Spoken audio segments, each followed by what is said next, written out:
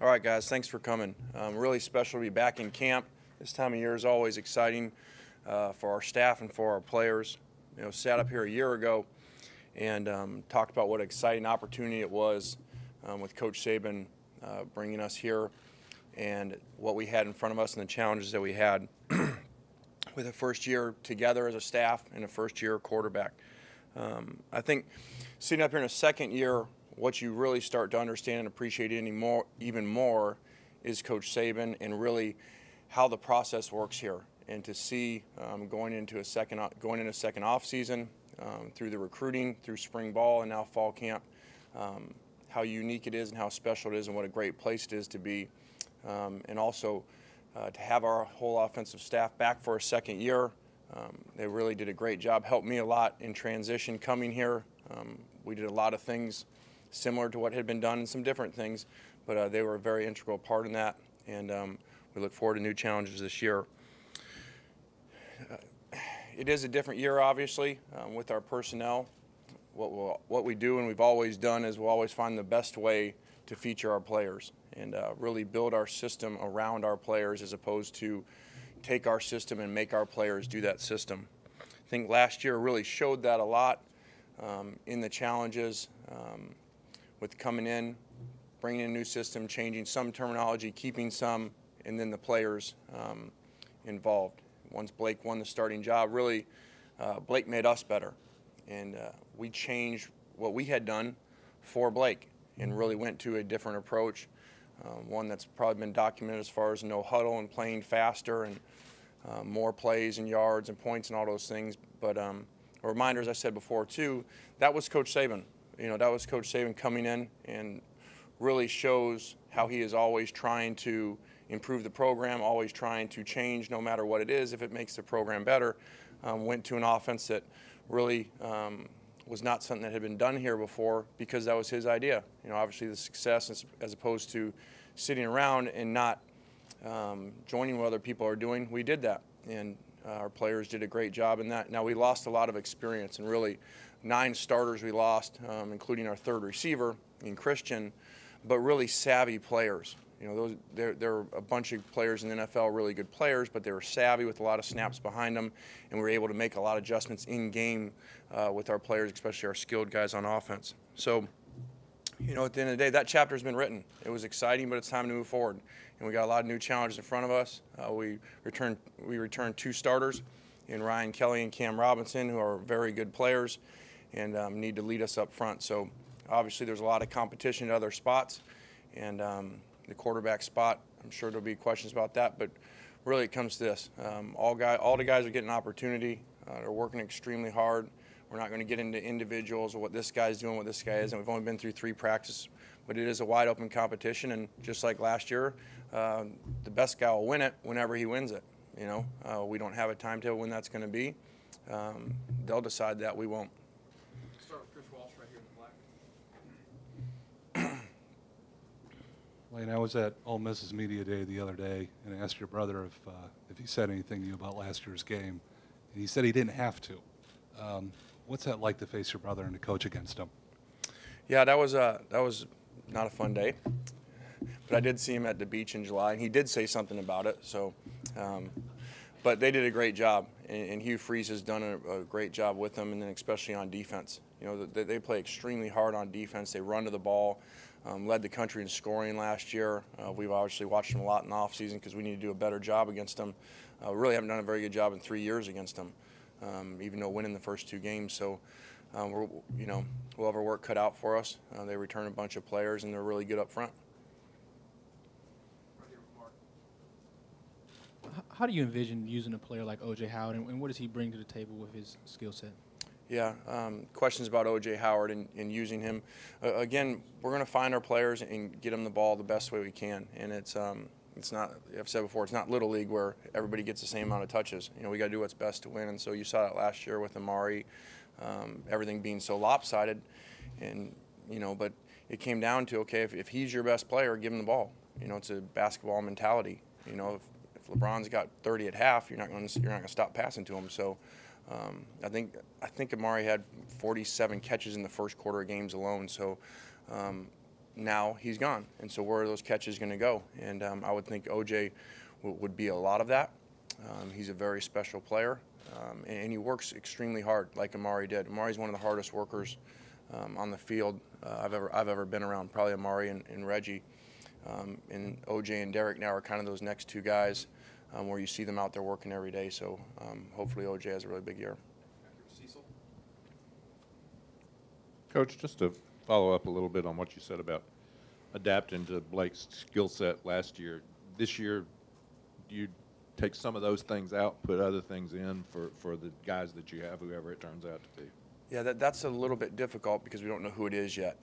So we're kind of doing a bunch of different stuff and looking at new things like we always do in the off season. And then once we figure out who it is, we'll work the system to the things that they do best. Lane, last year with the success that you had with Blake and Amari, did it reaffirm to you your skills as a play caller and ability to create mismatches? I don't really think of it that way. I think for the most part we've had pretty good success where we've been as far as moving the ball and getting the balls to our playmakers. So, but it was fun last year. It was really fun to see the players. It was fun to see Blake's story unfold. You know, it was fun to see Amari because of how hard he worked, even though everybody knew about him, for him to have the season he has. And you love to see those stories go that way, and now he's a top 5 pick. And so you can use those for kids every year coming in. You know, here's a story of a guy who did everything that we asked and more, and then it paid off for him. Back on the other side, John. You mentioned the guys that you lost in offense, Amari obviously being a big one, a part of that. You've got two really young guys, talented young guys coming in Daylon and Calvin, very highly regarded, very highly recruited. What have you seen from them so far, and what kind of impact could they have in their first year here? Yeah, Daylon first has done a really good job through 3 practices coming in, catches the ball extremely well, runs good routes, and you know, hopefully he'll be able to play for us this year. Calvin has really kind of showed some elite talent of guys of over the years of receivers we've been able to be around, a couple Blitnikoff winners and a bunch of All-Americans. He's shown that talent. Now, it's a long ways to go to get to that level, but his speed and the way that he catches the ball in his transition, if he does the other things all the way through, which is a lot, he could be really special. John Zena right here in the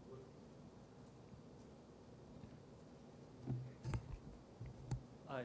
Kind of a follow-up on the receivers. There are some returning guys that you saw some last year, like Ardarius and Robert Foster. How have those guys developed, and do you kind of feel more confident now than maybe you did just looking at the roster after the season? Yeah, I think anytime players have to play, you know, they do better a lot of times than people think they will, because now they have to, and so they unfortunately sometimes they don't prepare the same way till they're really playing as much as we tell them to, and so I think we saw Darius kind of make a transition in the year there. There was even a time where we really had him as our 3rd receiver. I want to say Mississippi State game, where we were trying to get him the ball, and then he got injured and didn't finish the year like we liked. But Darius is as talented, probably the most talented guy that we have, and has made some significant plays, even in games or in the spring made some plays in some scrimmages. So we just got to get him to kind of take it to the next level where he can be an every down player. Robert Foster has flashed very fast, showed us a really good skill set. Again, just need to continue to be more consistent. Right here, Dwayne and Alex. Coach, just 2 things. One, where has Jacob shown the most improvement from last year to now? And 2, when you've got 5 or 6 guys competing for the spot, does it make it more difficult to look at each guy because you're trying to get reps for each person? Yeah, like I said, we're not going to get into a lot of individuals with each guy. Jake, I think the one thing about Jake is there was probably too much put on Jake right away. I think you would compare it to an NFL quarterback, a rookie quarterback that held out, you know, because he didn't have spring ball. And people forget about that, and you know, all of a sudden the guy just comes in and is supposed to be the guy. So I think that was a difficult situation he was put in, and he handled it really well. Continues to work really hard. As far as having 5 quarterbacks, it does make it difficult, but the other way to look at it is if you eliminate 1 or 2, you might be eliminating the wrong guy. We sat up here, you know, 1 year ago, and we didn't know who our quarterback was going to be at that time, and so you gotta let it play out and let them decide. Lane, this spring, several players mentioned that they've been playing with more shotgun, more tempo, What do you expect in the second year of your offense? Especially in terms of pace, do you think it's going to get faster or what? I think that all depend on our players, and not just our players, but the style of our team. How's our defense, special teams playing? How's that individual game going? So that's what Coach Saban's, one of the many things he's so great at is the day of the game, that morning, we're going to have a really long meeting, and that's going to figure out how the game's going to go in the different ways that it could and how we're going to play in the style that we're going to play. We're just not going to play a certain way no matter what. We're going to play to win the game, and not worry about what the score is, but make sure that we put our players in the best position to win the game regardless of the situation. Back over here, Michael and then Matt. How would you describe just the identity? What do you want the identity of this offense to be? Yeah, again, with so many question marks with our personnel, obviously we want to be tough and physical. We want to run the ball. Now, there's a bunch of different ways to run the ball. You watch the national champs, Ohio State, run the ball. Well, they're not running the ball the old conventional way. They're running it a different way, and they're spread out doing different things. So it's not necessarily the formations and the way that you run it. It's the style that you run it in and how physical that we want to be. So we want to run the ball and be physical. We have to figure out as our personnel unfolds, who are those players doing that? Not just running the ball, but what are the skills and what are the personnels that we're using? Matt. Lane, for you personally, were any of the calls after last season even slightly intriguing? And is this kind of just a year-to-year thing for you at this point where you sit down at the end of the season and just kind of evaluate where things stand and I guess what's on the table? Yeah, I don't, until the end of the year when those things happen, I don't think about it. You sign your contract and you go to work, and then you worry about that stuff afterwards. So calls that come, obviously you're going to listen to them and stuff. But I just really felt that we had done so many good things in year one, but this chapter wasn't over yet. There's still so many things to learn from coach, and just going into the off season, it's kind of like being a freshman. I've said that to one of our new coaches, like, I feel like a sophomore now, where last year you're a freshman, you're just kind of trying to figure it out. You're just trying to get your scripts ready, get to practice and stuff, and now you really start to understand why and how he does everything and why it's so successful. Last question here. This year you guys got to work, very limited, but some contact over the summer. What kind of carryover did you see from your quarterback group, and was that time helpful? Yeah, I think that time was very helpful, even though we didn't have a ball out there for all of our players, not just quarterbacks, but especially our young players. Like we went to our first practice, and normally it's a split practice with the freshmen, separate than the varsity splitting your squad, and we didn't need to do that. Coach made a decision just to have one practice because the younger guys now, because about half of them are mid-years nowadays, they get here in January, and the other ones are here in summer, and we're able to work with them. Those kids are a lot further ahead than they used to be. And I think you'll see more and more freshmen play because of that. Thanks, Coach. All right, guys. Thanks for coming. Thank you.